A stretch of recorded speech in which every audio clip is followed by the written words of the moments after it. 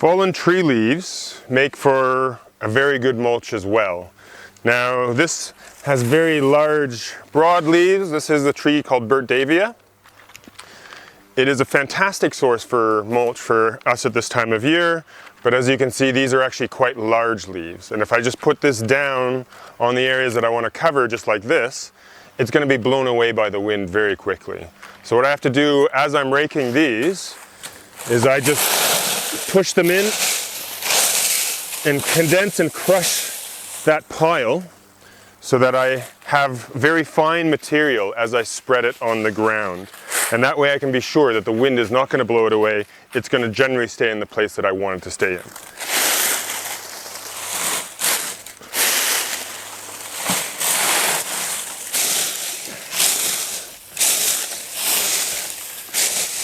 So here, after crushing, we've got a much finer leaf mulch that we can now place on exposed areas of soil that will not blow away as easily, and that will then do a lot more to help protect the soil, and when broken down, actually feed the soil quite well also.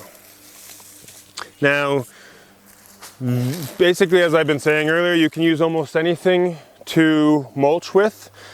People even use plastics.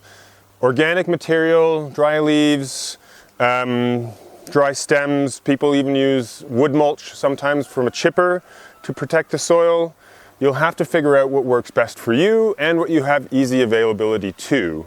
Some people like to use lawn clippings, which work perfectly fine, but you generally want to also make sure that they have a chance to dry out, because fresh lawn clippings, if they're too thick, will start to form a layer at the bottom where they rot in an anaerobic kind of way, and then it creates a messy, gucky kind of thing where actually you can stop the movement of water through that mulch to the soil.